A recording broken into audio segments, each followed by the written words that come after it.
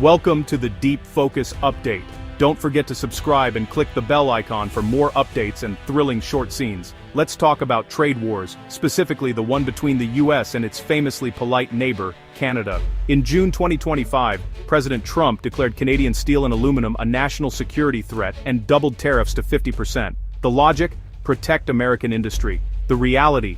Canada is America's biggest customer for these metals, with supply chains deeply intertwined. Slapping a 50% tariff on Canadian metals is like sabotaging your own team in a three-legged race. Trump's justification shifted, at one point blaming migration and fentanyl from Canada, despite data showing less than 0.1% of fentanyl seizures happen at that border.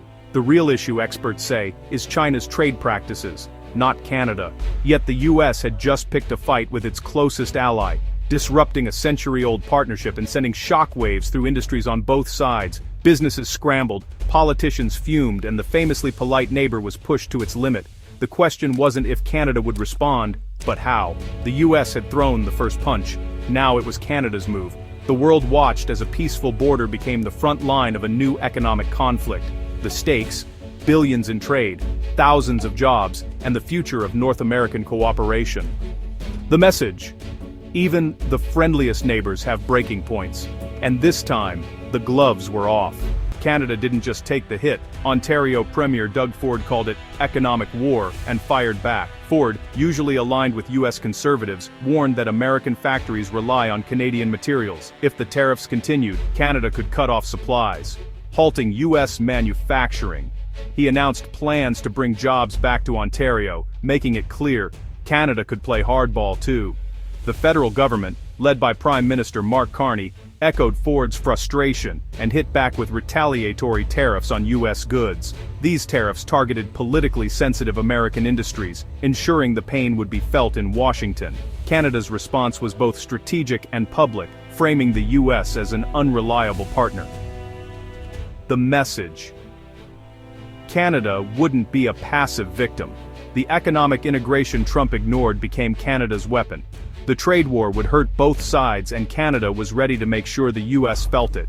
The friendly neighbor was now a fierce opponent. Here's the truth about tariffs: American consumers pay the price. When the US slapped a 50% tariff on Canadian steel, it was US companies and their customers who footed the bill. Prices for cars, appliances, and even canned goods rose, costing Americans an estimated $15 billion. Tariffs meant to protect American jobs actually threatened them. For every steel job saved, dozens in manufacturing risked being lost. Companies faced higher costs, forcing them to raise prices, cut jobs, or move production elsewhere. Ontario's Doug Ford wasn't bluffing. US jobs were at risk because of supply chain chaos. The policy meant to shield American workers was gutting the industries it aimed to protect.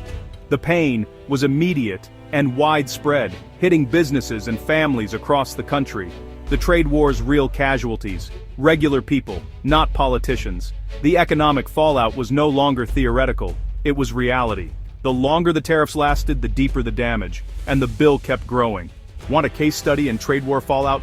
Look at American whiskey. Canada slapped tariffs on US spirits, and sales to Canada collapsed, down 85% in just one quarter. Distillers who'd invested millions in exports saw their biggest market vanish overnight.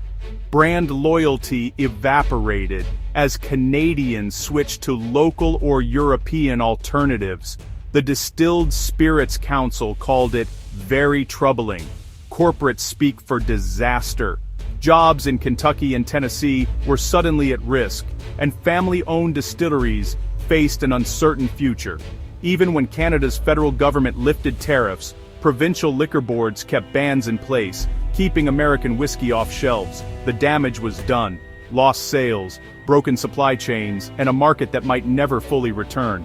The whiskey wipeout showed how quickly trade wars can destroy years of business. It wasn't just numbers, it was livelihoods.